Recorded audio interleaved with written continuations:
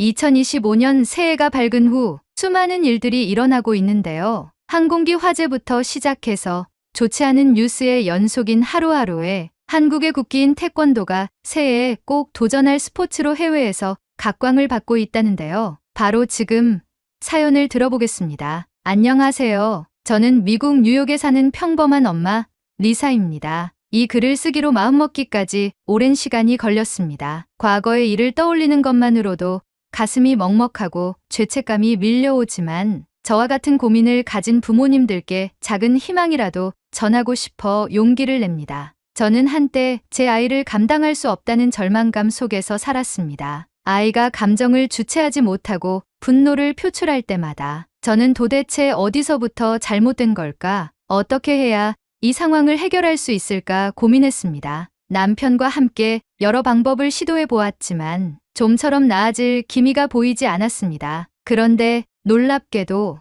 우리 아이는 한국의 태권도를 배우면서 완전히 달라졌습니다. 이 변화가 어떻게 가능했는지, 어떤 계기로 시작되었는지, 그리고 태권도가 우리 가족에게 어떤 의미가 되었는지를 전하고 싶습니다. 제 아들, 에단이 7살이던 때를 떠올리면 아직도 가슴이 먹먹해집니다. 에단은 어릴 때부터 감정 기복이 심한 편이었습니다. 하지만 7살이 되면서 그의 분노는 통제할 수 없을 정도로 심각해졌습니다. 자기 뜻대로 되지 않으면 울면서 물건을 던지는 일이 반복되었고, 때로는 손으로 벽을 치거나 바닥에 드러누워 소리를 지르는 일도 있었습니다. 처음에는 단순한 떼쓰기라고 생각했습니다. 하지만 그 행동은 점점 더 격해졌고 심지어 다른 사람에게까지 영향을 미치기 시작했습니다. 에단은 또래 친구들과 어울리는 것조차 어려워했습니다. 그의 분노는 단순히 가정 내에서만 나타나는 것이 아니었습니다. 친구들과 놀다가도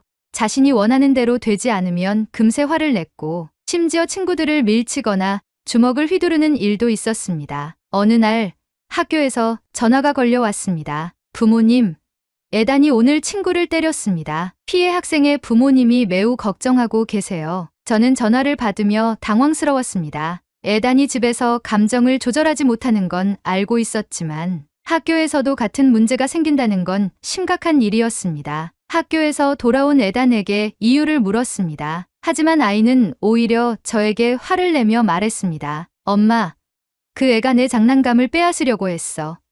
내가 먼저 가져왔는데 왜 내 걸 가져가려고 해? 그렇다고 친구를 때리는 건 잘못된 행동이야. 하지만 난 너무 화가 났단 말이야. 그날 저녁, 저는 남편과 함께 깊은 대화를 나누었습니다. 우리는 아이를 어떻게 해야 할지 몰랐습니다. 단순한 훈육만으로는 해결되지 않는 문제였습니다. 그래서 우리는 결국 전문가의 도움까지 받아보기로 결정했습니다. 남편과 저는 에단을 데리고 소아정신과를 찾아 상담을 받았습니다. 상담실에서 에단은 처음에는 조용히 앉아 있었지만 의사가 질문을 던지자 곧바로 불만스러운 표정을 지었습니다. 에단, 내가 화가 날 때 어떤 기분이 드는지 이야기해 줄 수 있을까? 의사의 질문에 에단은 인상을 찌푸리며 대답했습니다. 몰라요. 그냥 뭔가 던지고 싶어요. 왜 그렇게 느끼는 것 같아? 그냥요.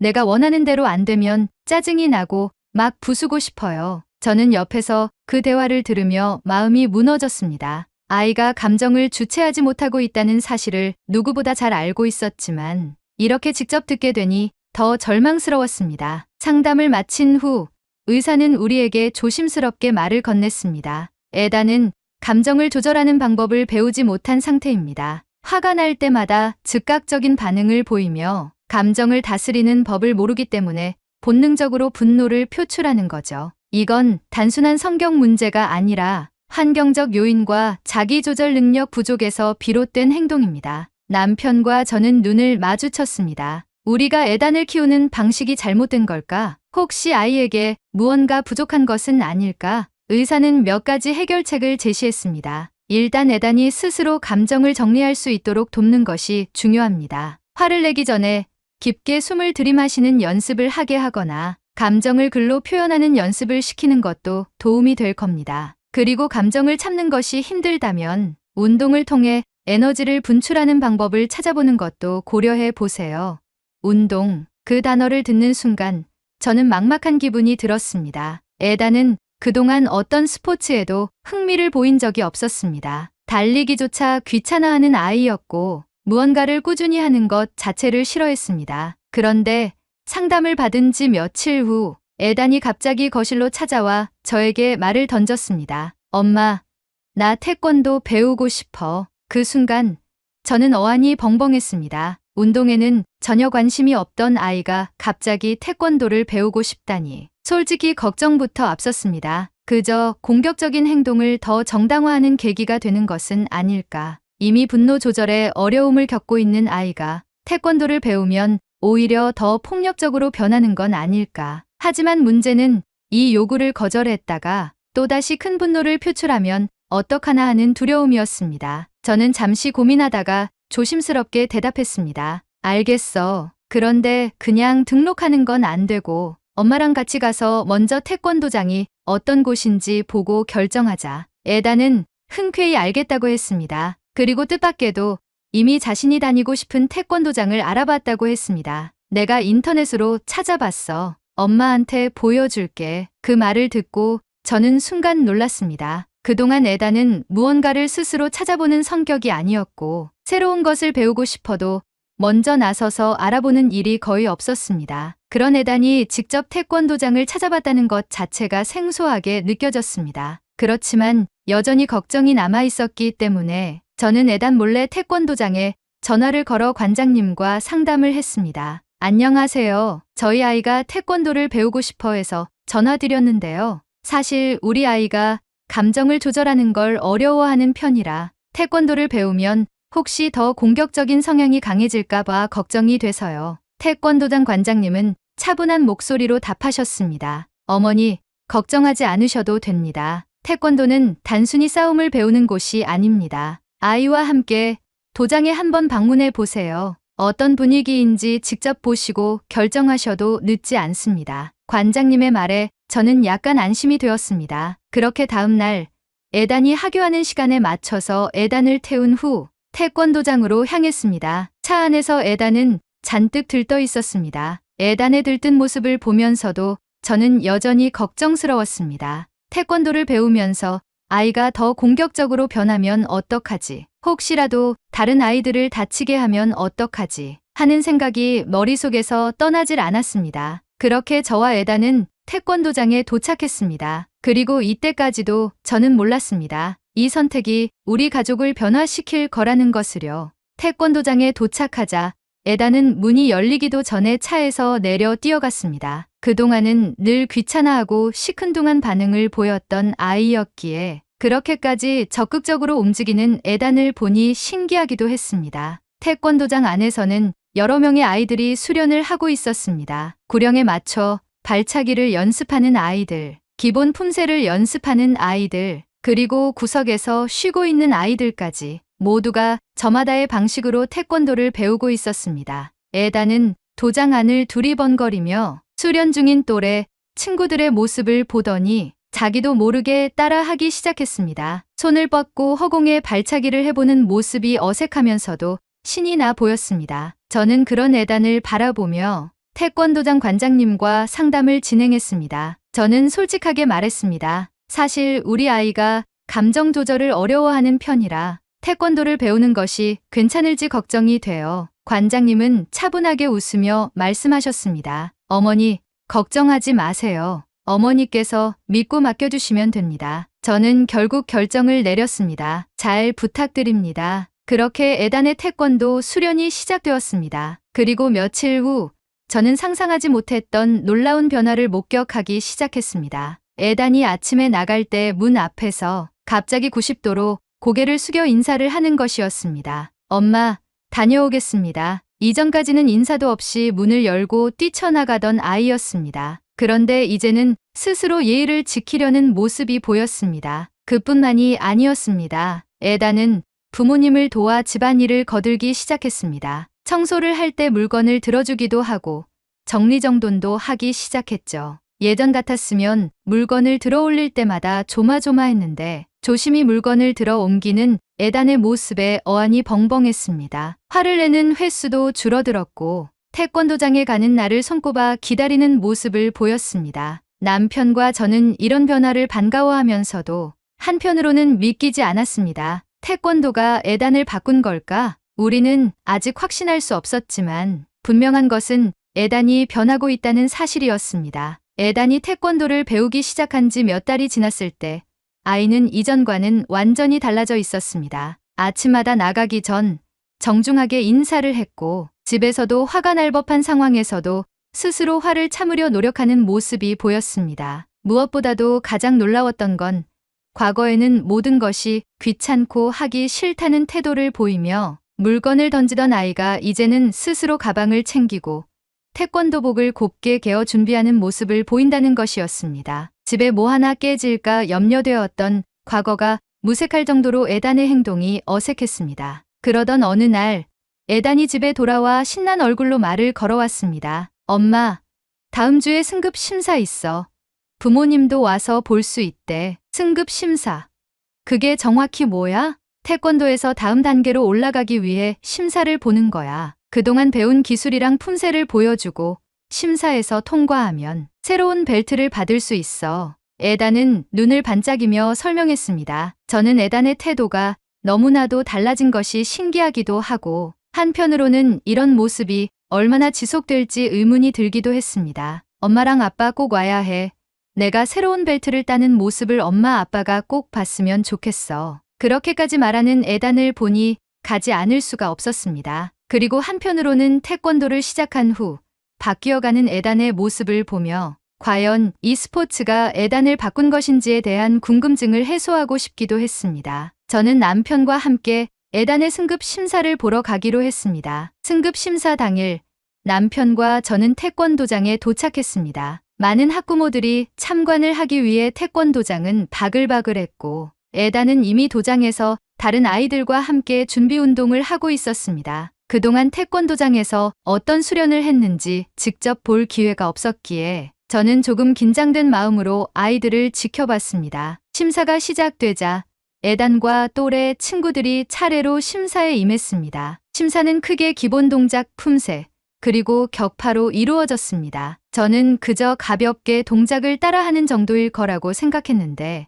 에단의 모습을 보고 깜짝 놀랐습니다. 허리를 곧게 펴고 두 눈을 반짝이며 집중하는 에단의 모습은 예전과는 완전히 다른 아이 같았습니다. 심사관 앞에서 정확한 자세로 서 있고 주어진 구령에 맞춰 한 동작 최선을 다해 수행하는 모습이 보였습니다. 특히 품새를 할 때 에단은 단 한순간도 집중력을 놓치지 않았습니다. 한 동작에 힘을 주며 마치 한 편의 공연을 하는 듯이 정성스럽게 움직였습니다. 그리고 마지막으로 격파 순서가 되었습니다. 에단이 송판 앞에 서자 저는 본능적으로 손을 꽉 쥐었습니다. 과연 해낼 수 있을까? 실패하면 낙담하지 않을까? 관장님이 송판을 들고 에단과 눈빛을 주고받고 있었고 에단은 깊이 숨을 들이마시고 있는 힘껏 발을 내질렀습니다. 순간 송판이 반으로 깨지며 바닥에 떨어졌습니다. 저는 순간 놀라 아무 말도 하지 못했고 남편은 감탄하며 손뼉을 쳤습니다. 우리 아들 해냈어. 에단은 얼굴이 빨개진 채 쑥스러워하면서도 입가에는 뿌듯한 미소가 떠올라 있었습니다. 심사가 끝난 후 관장님께서 직접 에단에게 새 벨트를 메어 주셨습니다. 저는 그 순간을 바라보며 이 변화가 믿기지 않았습니다. 그동안 감정을 조절하지 못하고 사소한 일에도 화를 냈던 아이가 이렇게 절제하며 목표를 이루는 모습을 보이다니. 에단은 새 벨트를 메고 저를 바라보며 활짝 웃었습니다. 그 표정을 보자 갑자기 눈물이 핑 돌았습니다. 저는 본능적으로 박수를 치며 에단을 칭찬했습니다. 에단, 정말 멋졌어. 승급 심사가 끝난 후 태권도장에서 수련생들과 학부모들이 함께하는 간단한 다과회가 열렸습니다. 저는 관장님께 다가가 감사의 인사를 전했습니다. 관장님, 정말 감사합니다. 에단이 이렇게까지 변할 줄 몰랐어요. 관장님은 미소를 지으며 대답하셨습니다. 에단이 스스로 변하고 싶어 했기 때문입니다. 부모님께서 믿고 맡겨주신 덕분이기도 하고요. 저는 관장님의 말에 궁금한 것들이 많아지기 시작했습니다. 관장님, 에단이 어떻게 이렇게 변할 수 있었을까요? 관장님은 조용히 웃으며 말씀하셨습니다. 에단이 처음 도장에 왔을 때 저는 아이가 화를 다스리는데 어려움을 겪고 있다는 걸 금방 알 수 있었습니다. 스스로를 통제하는 법을 배우지 못했던 거죠. 그런데 수련을 하면서 점점 자기 감정을 다스리는 방법을 터득하기 시작했습니다. 저는 조용히 듣고 있었습니다. 관장님의 말에 따르면 에단은 처음 태권도를 배울 때부터 무조건 힘을 쓰는 것이 아니라 예의를 배우고 스스로 절제하는 것이 중요하다는 걸 하나씩 깨닫기 시작했다고 했습니다. 에단은 자기보다 더 잘하는 친구들을 보며 질투심도 느꼈을 거예요. 그런데 태권도에서는 중요한 것이 남을 이기는 것이 아니라 자기 자신을 통제하고 성장하는 과정이라는 걸 깨달았을 겁니다. 저는 관장님에게 물어보았습니다. 그럼 태권도는 단순한 운동이 아니라 정신과 육체를 함께 수양하는 무술인가요? 저는 혹여나 에단이 폭력적으로 변하지 않을까 하던 걱정을 했었잖아요. 그런데 이렇게까지 놀랍게 바뀐 모습에 너무 놀랐거든요. 그러자 관장님은 벽에 걸린 한국의 국기를 보며 말을 이어갔습니다. 태권도의 기본 가르침에는 여러 덕목이 있습니다. 예의 바르게 행동하고 공평하고 예술적인 경기를 펼치며 자기 통제를 유지하고 노력과 인내를 가지고 수련하는 무술이죠. 저는 모든 수련생들에게 이 덕목에 대한 중요성을 계속해서 강조했을 뿐입니다. 이것은 태권도뿐만 아니라 삶에서도 중요한 가치이기 때문이죠. 에단에게도 자기 통제와 노력, 인내를 수련하라는 말만 전달하니 스스로 깨우친 것 같더라고요. 저는 관장님의 이야기를 들으며 이 변화가 결코 하루아침에 이루어진 것이 아니라는 걸 알게 되었습니다. 에단이 변화하기까지 얼마나 많은 노력이 있었을지 상상할 수 있었습니다. 집으로 돌아오는 길, 저는 뒷좌석에 앉은 에단을 바라보며 말했습니다. 아들, 오늘 최고로 멋졌어. 에단은 쑥스러운 듯 웃으며 대답했습니다. 엄마, 나 다음 승급 심사도 꼭 통과할 거야. 저는 그 순간 확신했습니다. 이전에 에단이었다면 무언가를 배우다가 조금만 어려워도 포기했을 텐데 이제는 스스로 목표를 세우고 이루려 하고 있었습니다. 이 변화가 얼마나 소중한 것인지 저는 다시 한번 느낄 수 있었습니다. 에단이 태권도를 배우기 시작한 지도 몇 년이 지나 어느덧 중학생이 되었습니다. 그동안 아이는 정말 많이 변했습니다. 그때 이후로 꾸준히 노력해서 블랙벨트까지 따게 되고 태권도장에서 운영하는 태권도 시범단까지 가입하여 많은 사람들 앞에서 공연까지 하러 다녔습니다. 화를 참지 못하고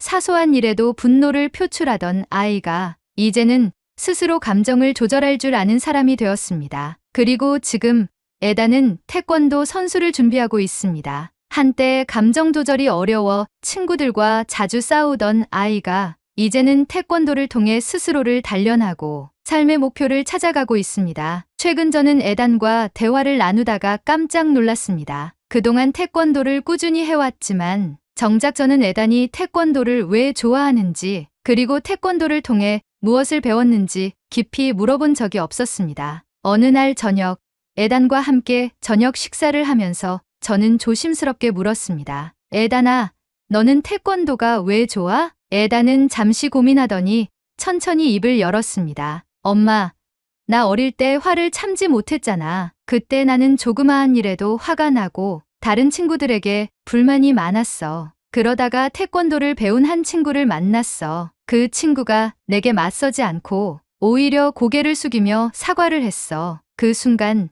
나도 미안한 감정을 처음으로 느꼈어. 저는 그 이야기를 듣고 가슴이 먹먹해졌습니다. 그 친구가 누구야? 데이빗 정, 태권도장 관장님의 아들이야. 저는 순간 놀라 말을 잇지 못했습니다. 에단을 변화시킨 친구가 바로 태권도장의 관장님 아들이었다는 사실을 그제야 알게 되었습니다. 그때 난 정말 화가 났었어. 내가 때릴 것 같은데도 그 애는 피하지 않고 그냥 미안해라고 했어. 그 말을 듣는 순간 내 마음이 이상하게 변하더라고. 저는 조용히 듣고 있었습니다. 에단이 그날 이후 데이빗이 태권도를 배우고 있다는 걸 알게 되었고 호기심이 생겨 태권도를 배우기로 결심했다는 것이었습니다. 그때까지만 해도 난 남들보다 더 강해지고 싶어서 배운 거였어. 내가 더 강하면 더 이상 무시당하지 않을 거라고 생각했거든. 그런데 태권도를 배우면서 점점 생각이 달라졌어. 관장님이 항상 그러셨거든. 태권도는 남을 이기기 위한 게 아니라 자신을 통제하는 법을 배우는 거다라고. 저는 그 말을 듣고 감격했습니다.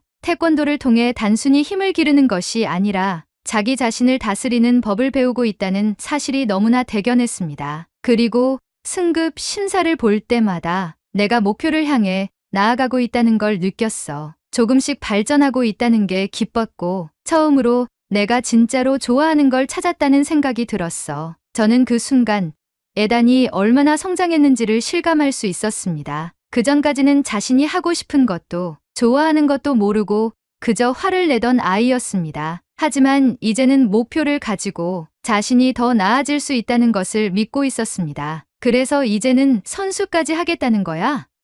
응, 나는 이걸 더 잘하고 싶어. 그리고 나처럼 화를 조절하지 못하는 아이들이 있으면 나도 가르쳐 주고 싶어. 저는 그 말을 듣고 가슴이 뭉클해졌습니다. 태권도를 통해 변화한 에단이 이제는 다른 사람들에게 도움을 주고 싶어 한다는 사실이 믿기지 않았습니다. 그동안 저는 부모로서 수없이 고민했습니다. 이 아이를 어떻게 키워야 할지, 어떻게 하면 바르게 성장할 수 있을지 고민했지만 결국 가장 중요한 것은 아이 스스로 변화하고 싶어 하는 마음이었습니다. 그리고 태권도는 에단이 변화할 수 있는 계기를 만들어 주었습니다. 저는 이 사연을 통해 한국의 태권도가 우리 가족에게 가져다 준 변화를 알리고 싶었습니다. 태권도가 없었다면 우리 아이는 여전히 분노를 조절하지 못하는 아이로 남아 있었을지도 모릅니다. 에단이 말했습니다. 엄마, 나 요즘 SNS도 해볼까 생각 중이야.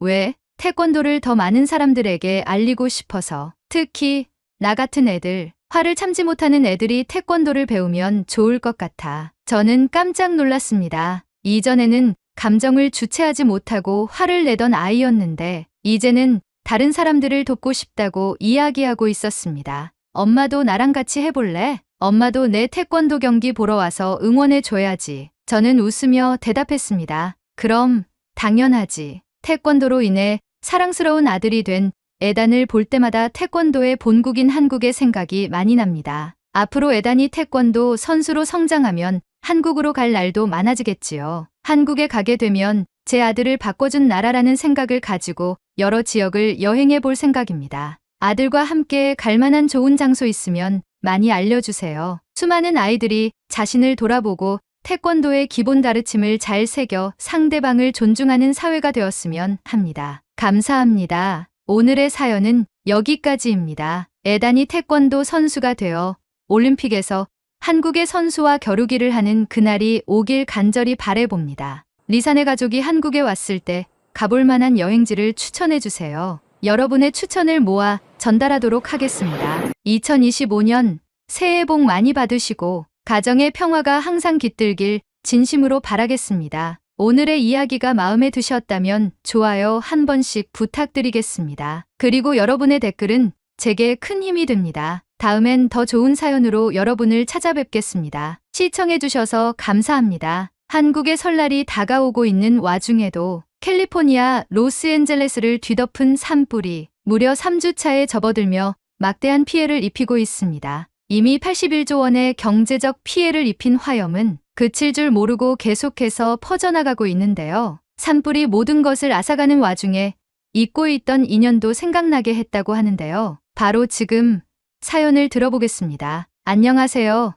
저는 엘리입니다. 오늘 제가 여러분께 들려드릴 이야기는 제 인생에서 가장 큰 충격과 변화를 가져온 순간에 대한 것입니다. 제가 살던 캘리포니아 말리부는 아름다운 해안과 고요한 일상이 공존하는 곳이었어요. 매일 아침 창문 너머로 보이는 푸른 바다와 흰 모래사장이 저의 일상을 더욱 특별하게 만들어 주었죠. 하지만 어느 날 모든 것이 순식간에 뒤바뀌고 말았습니다. 2025년 1월, 그날도 평소처럼 시작된 아침이었습니다. 저는 학교 과제를 위해 컴퓨터 앞에 앉아 있었고 어머니는 부엌에서 아침 식사를 준비하고 계셨어요. 창밖으로 보이는 풍경은 여전히 평화로웠지만 어딘가 불길한 기운이 맴도는 것 같았습니다. 정오가 가까워지면서 하늘이 이상하리만치 붉게 변하기 시작했어요. 처음에는 단순한 노을이라고 생각했지만 시간이 지나면서 붉은색이 점점 짙어지고 있었습니다. 그날 오후 뉴스 속보가 울렸습니다. 화면에 나타난 것은 퍼시픽 팰리세이즈 지역에서 시작된 거대한 산불이었습니다. 강풍을 타고 산불은 빠른 속도로 퍼져 말리부까지 위협하고 있다는 소식이었죠. 제 심장은 순간 얼어붙은 것처럼 쿵 하고 내려앉았습니다. 산불 시즌은 매년 겪는 일이었지만 이번에는 그 강도가 달라 보였습니다. 화면에 비친 산불의 모습은 무시무시했어요. 거대한 불길이 모든 것을 삼키고 있었고 검은 연기가 하늘을 가득 메우고 있었습니다. 아버지는 뉴스 속보를 보자마자 긴장된 얼굴로 말했습니다. 이 상황을 지켜보다가는 늦을지도 몰라. 우리 지금 당장 대피 준비를 하자. 그의 목소리에는 평소의 냉정함 대신 가족을 지켜야 한다는 책임감과 걱정이 묻어났습니다. 저는 긴장된 마음으로 방으로 뛰어가 필요한 물건을 챙기기 시작했어요. 가방을 열어놓고 무작정 손에 잡히는 대로 옷가지와 노트북,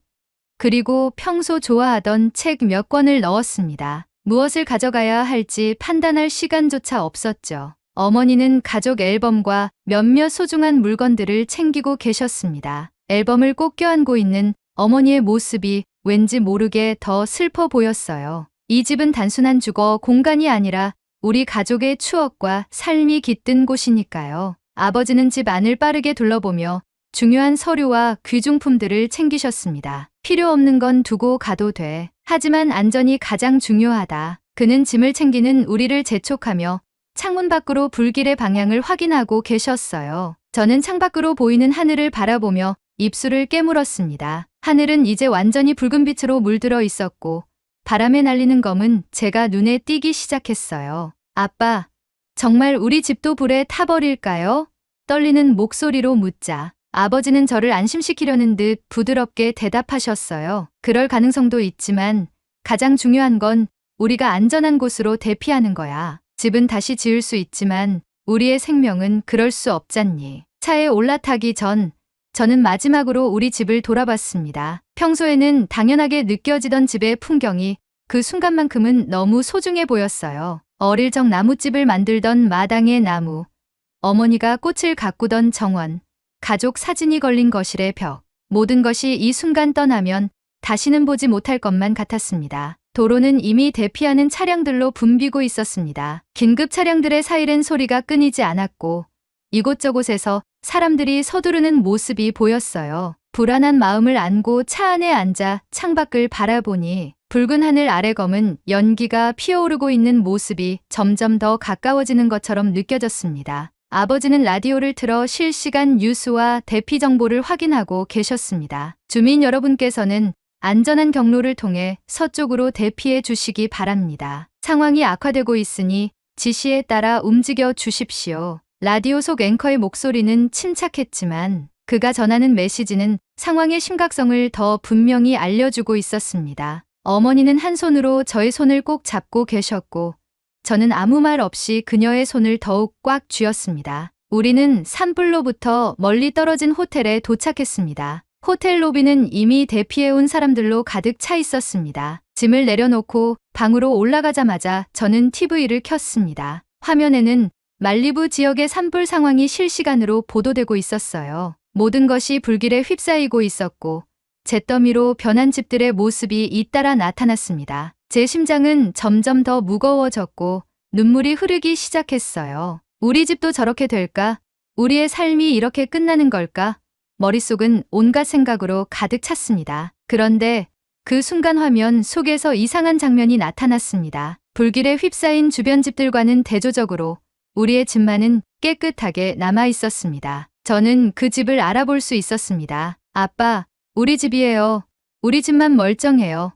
놀라움과 안도감이 뒤섞인 목소리로 외쳤습니다. 하지만 제 말에 아버지는 예상과는 다르게 조용한 표정을 지으셨습니다. 그의 얼굴은 어딘가 복잡한 감정으로 물들어 있었어요. 저는 의아한 마음에 아버지에게 물었습니다. 아빠, 우리 집이 안전하다니 다행이잖아요. 그런데 왜 이렇게 우울해 보이세요? 아버지는 한숨을 깊게 쉬며 천천히 이야기를 꺼내기 시작했습니다. 우리 집이 이렇게 안전할 수 있었던 데는 이유가 있어. 그의 목소리는 진지했고 저는 곧 무언가 특별한 사연이 있다는 것을 직감했습니다. 아버지는 과거 이야기를 시작하셨습니다. 내가 젊었을 때 데이빌이라는 친구가 있었어. 그는 나와 비슷한 시기에 LA에서 열심히 일하던 친구였지. 데이빗은 한인타운에서 나고 자라며 1992년 LA 폭동을 직접 경험했어. 그 사건 이후로 그는 안전한 집을 짓는 것에 대한 중요성을 강조했지. 저는 아버지의 입에서 갑작스럽게 나온 폭동 이야기에 조금 놀랐습니다. LA 폭동이랑 지금 우리 집이랑 어떤 연관이 있나요? 라고 묻자 아버지는 고개를 끄덕이며 말을 이어갔습니다. 폭동 당시 한인타운의 상점과 주택들이 큰 피해를 입었어.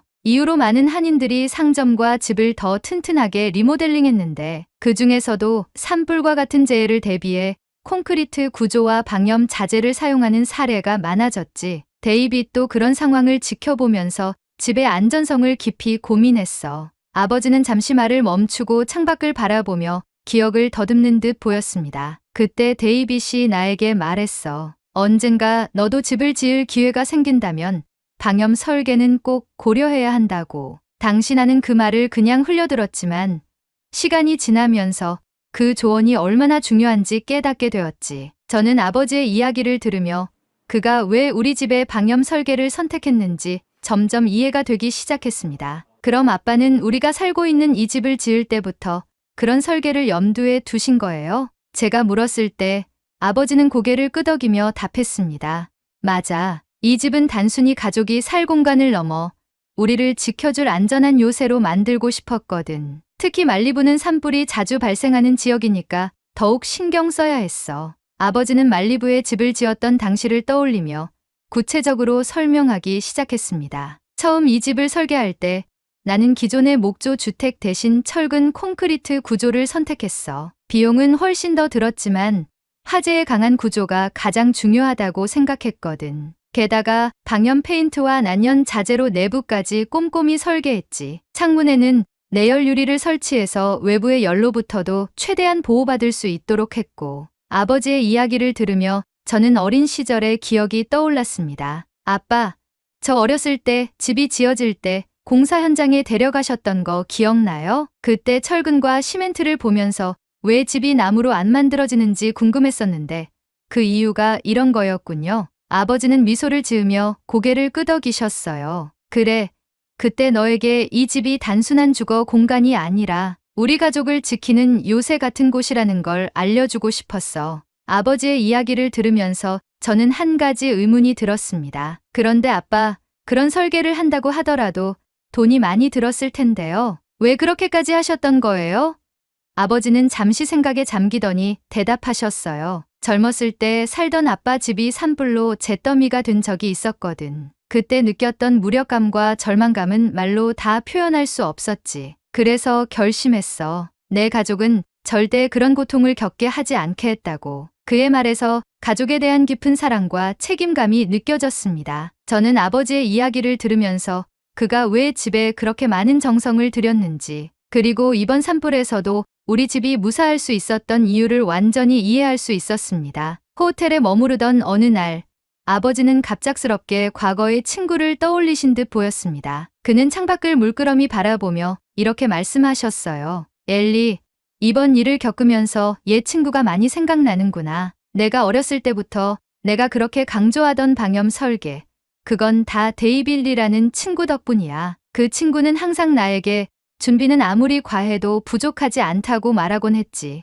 아버지는 데이빗이라는 친구와의 추억을 잠시 회상하다가 문득 그와 연락을 해봐야겠다는 결심을 하셨습니다. 그 친구에게 고맙다는 말을 해야겠어. 그의 조언 덕분에 우리 가족은 이번 산불에서도 안전할 수 있었던 거니까. 아버지는 바로 휴대전화를 꺼내 오래된 연락처를 뒤지셨고 운 좋게도 데이빗과 연락이 닿았습니다. 더욱 놀라운 건 데이빗이 우리가 묵고 있는 호텔에서 멀지 않은 곳에 머물고 있다는 사실이었습니다. 우리가 있는 호텔로 와라. 오랜만에 얼굴을 보며 얘기하고 싶구나. 아버지의 초대에 데이빗은 흔쾌히 응했고 그날 저녁 그는 호텔에 도착했습니다. 데이빗 리는 키가 크고 당당한 인상의 중년 남성이었습니다. 그는 현재 성공적인 IT 기업의 사장직을 맡고 있었습니다. 아버지와 데이빗은 서로를 보자마자 따뜻하게 포옹하며 반가움을 표현했습니다. 정말 오랜만이다.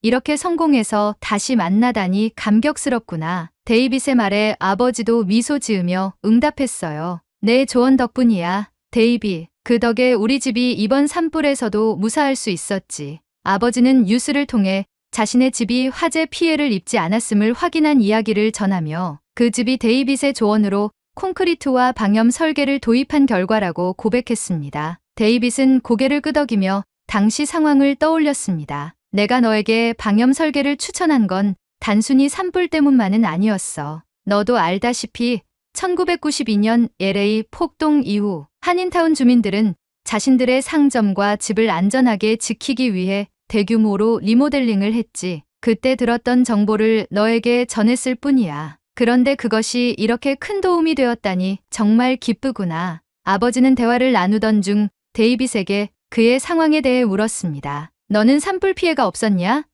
지금 어디서 지내고 있니? 데이빗은 미소를 지으며 대답했습니다. 물론 괜찮지. 나는 지금 한인타운에 머물며 이재민들을 돕고 있어. 아버지는 한인타운에 산불 피해가 있었냐고 물었지만 데이빗의 대답은 의외였습니다. 아니, 한인타운은 이번 산불로 피해를 입지 않았어. 대신 그곳을 대피 시설로 사용하고 있지. 1992년 폭동 이후 우리 한인들은 집과 상점을 튼튼하게 만들었어. 그때 대규모로 콘크리트 구조로 리모델링을 한 덕에 지금도 그 안전함을 유지하고 있지. 데이빗의 말을 들은 아버지는 깊은 감명을 받았습니다. 그렇다면 너희 한인타운 덕분에 많은 이들이 도움을 받고 있다는 말이구나. 정말 대단해. 내가 어떻게든 도움이 되고 싶어. 하지만 데이빗은 한인타운은 이미 체계적으로 운영되고 있다며 안심시키려 했습니다. 대피소는 충분히 준비가 되어 있어. 식량, 물, 마스크 같은 구호 물품도 모두 잘 갖춰져 있고 자원봉사자들이 군대처럼 체계적으로 움직이고 있지. 게다가 LA 한인회와 총영사관도 성금 모금을 진행하며 이재민들을 지원하고 있어. 이 이야기를 듣던 저는 점점 더 한인타운이 어떤 모습일지 궁금해졌습니다. 평소 한국의 문화에 관심도 있었기 때문입니다. 데이빗 아저씨, 저도 한인타운에 가보고 싶어요. 그곳에서 어떤 일이 벌어지고 있는지 직접 보고 싶어요. 제 말에 아버지도 긍정적으로 고개를 끄덕이며 데이빗에게 함께 방문하자고 제안했습니다. 다음 날 우리는 데이빗과 함께 한인타운의 대피소로 향했습니다. 데이빗과 함께 한인타운으로 향하는 차 안에서 저는 복잡한 감정을 느꼈습니다. 불길 속에서 모든 것을 잃은 사람들의 아픔이 여전히 생생히 느껴졌지만 동시에 데이빗이 들려준 한인타운의 이야기는 저에게 작은 희망을 주었습니다. 이런 대재앙 속에서도 한인타운은 피해를 입지 않고 대피소 역할을 하고 있다니 어떻게 그런 일이 가능했을까라는 생각이 머릿속을 떠나지 않았어요. 한인타운에 도착했을 때 저는 그곳의 풍경에 또 한 번 놀랐습니다. 산불의 흔적은 전혀 찾아볼 수 없었고 깨끗하고 질서 정연한 거리가 우리를 맞이했어요. 대피소로 사용되고 있는 한인타운 커뮤니티 센터는 이미 많은 이재민들로 붐비고 있었습니다. 하지만 그곳은 혼란스럽지 않았습니다. 오히려 자원봉사자들의 체계적인 움직임 덕분에 모든 것이 질서 있게 운영되고 있었죠. 이재민들이 편안하게 지낼 수 있도록 모든 준비가 완벽히 이루어져 있었습니다. 대피소 입구에서는 자원봉사자들이 방문자들의 신원을 확인하고 필요한 정보를 제공하고 있었습니다. 한쪽에서는 식량과 물이 담긴 상자들이 정리되어 있었고 다른 한쪽에서는 이재민들이 줄을 서서 필요한 물품을 배부받고 있었습니다. 배급품에는 기본적인 식량뿐만 아니라 마스크, 의약품, 아기용품까지 준비되어 있었습니다. 저는 그 정돈된 모습에 감탄을 금치 못했어요. 한 자원봉사자가 이재민들에게 따뜻한 음식을 건네며 이렇게 말했습니다. 이 음식은 떡국이라는 거예요. 한국의 새해 명절에 먹는 음식이죠. 모두 여러분을 위해 준비된 것입니다.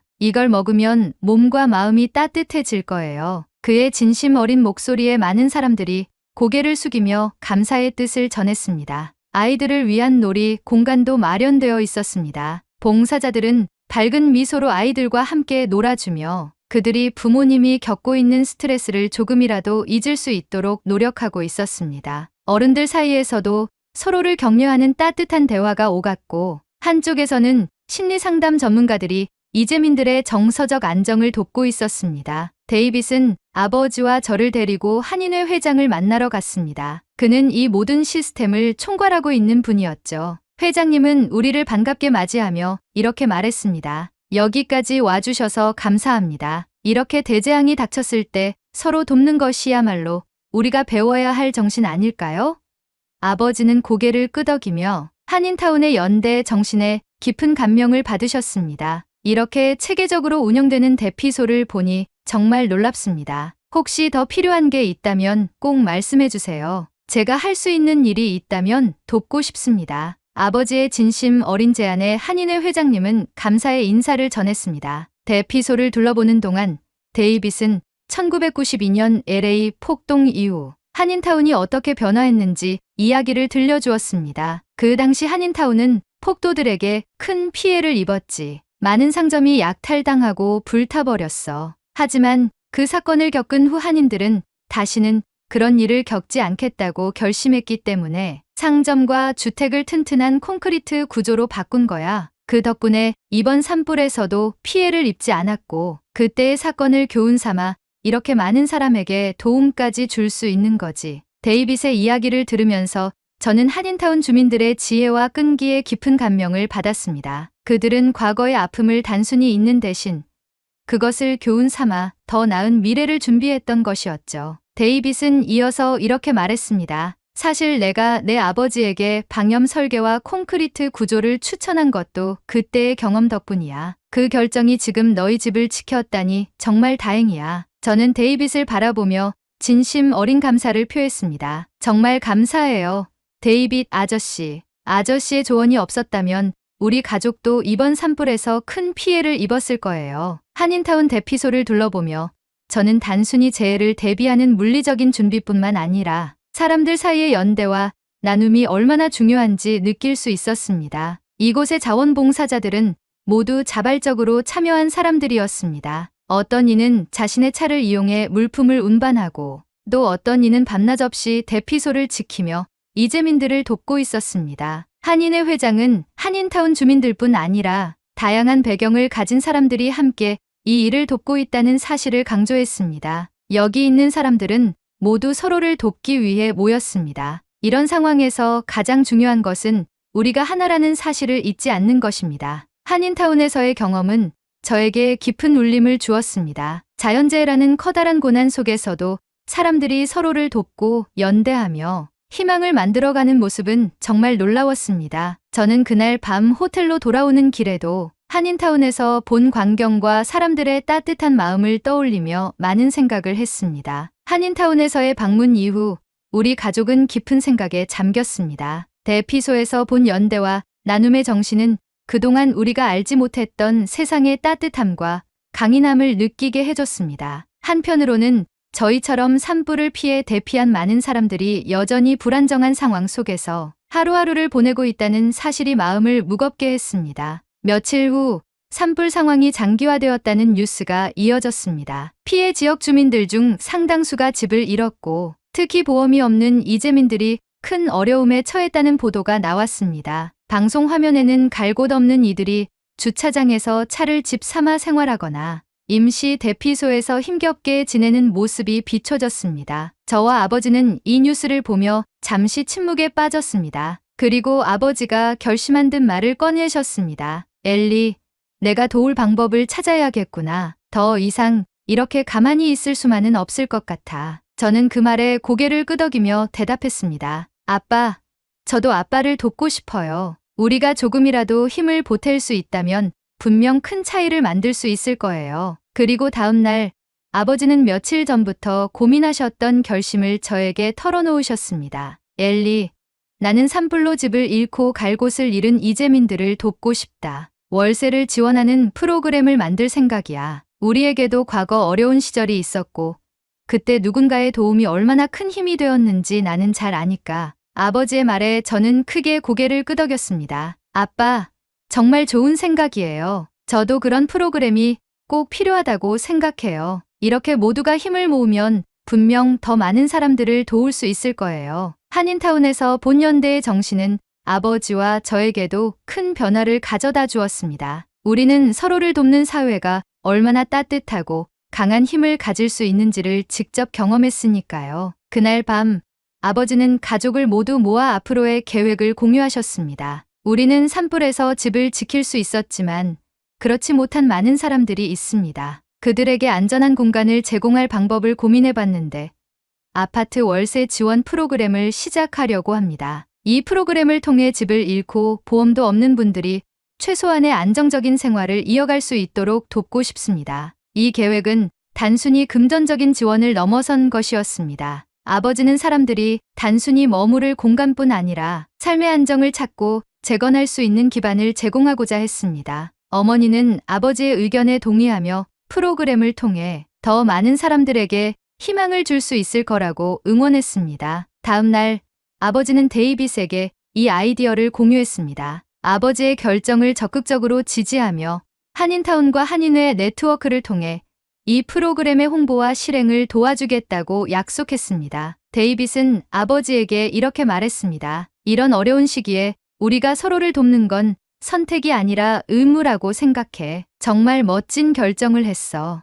아버지의 회사는 즉각적으로 월세 지원 프로그램을 위한 기금을 마련했습니다. 프로그램은 피해 지역 주민들이 한시적으로 월세를 지원받아 안정적인 거처를 찾을 수 있도록 설계되었습니다. 이를 통해 피해자들은 새로운 집을 구하거나 임시 거처에서 벗어날 수 있었습니다. 한편 한인타운에서는 아버지의 프로그램을 적극 홍보했습니다. 한인회는 이재민들이 프로그램에 쉽게 접근할 수 있도록 온라인 및 오프라인으로 신청 방법을 안내했고 자원봉사자들이 신청 과정을 도왔습니다. 이 모든 과정은 매우 체계적이고 신속하게 진행되었고 많은 피해자들이 이 프로그램을 통해 큰 도움을 받게 되었습니다. 그 과정에서 아버지는 직접 지원받는 사람들을 만나 그들의 이야기를 들었습니다. 한 어머니는 눈물을 흘리며 이렇게 말했습니다. 우리는 이번 산불로 집을 잃고 정말 막막했어요. 그런데 이렇게 도움을 받을 수 있어서 정말 감사합니다. 저희 아이들에게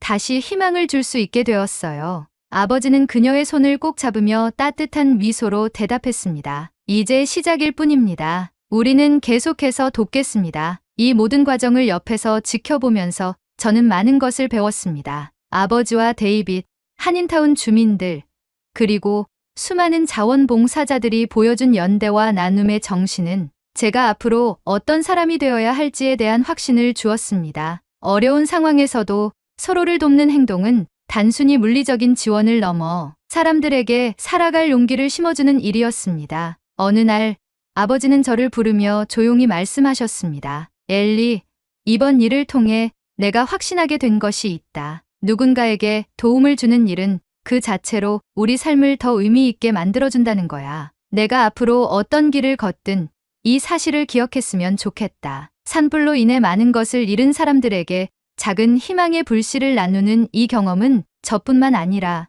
우리 가족 모두에게 잊을 수 없는 기억으로 남았습니다. 저는 이 모든 이야기를 여러분께 전하며 이렇게 말하고 싶습니다. 세상은 때로 잔혹하고 무자비한 도전을 우리에게 던지지만 그 안에서 함께 나누고 연대하는 사람들이 있다는 사실은 우리에게 희망을 줍니다. 모든 것이 잿더미로 변한 자리에서도 새로운 시작을 꿈꿀 수 있는 건 바로 이 희망 덕분입니다. 그리고 이 희망은 누군가의 작은 행동에서부터 시작됩니다. 오늘 여러분도 주변을 돌아보고 누군가에게 작은 희망을 나누는 행동을 해보세요. 그 작은 불씨가 더 큰 불꽃으로 피어나 모두가 함께 따뜻함을 느낄 수 있을 겁니다. 오늘의 사연은 여기까지입니다. LA에 번진 산불이 얼른 꺼지고 살기 좋은 삶의 터전으로 복구되길 진심으로 바라겠습니다. 여러분도 많은 응원 부탁드리겠습니다. 2025년 새해 복 많이 받으시고 가정의 평화가 항상 깃들길 진심으로 바라겠습니다. 겨울철 독감이 날이 갈수록 심해지고 있습니다. 이번 독감은 평소와 다르게 기간이 길고 목에 치명적인 독감이라고 합니다. 목 건강을 챙기는 것이 독감의 가장 좋은 예방법이라고 합니다. 마스크는 필수로 착용하시는 게 좋다고 하며 목을 마르게 하는 차나 커피는 조금 참고 충분한 물을 섭취하여 목을 항상 촉촉하게 유지해주는 것이 좋다고 해요. 여러분이 아프지 않고 항상 건강하길 진심으로 바랍니다. 오늘의 이야기가 마음에 드셨다면 좋아요 한 번씩 부탁드리겠습니다. 그리고 여러분의 댓글은 제게 큰 힘이 됩니다. 다음엔 더 좋은 사연으로 여러분을 찾아뵙겠습니다. 시청해주셔서 감사합니다.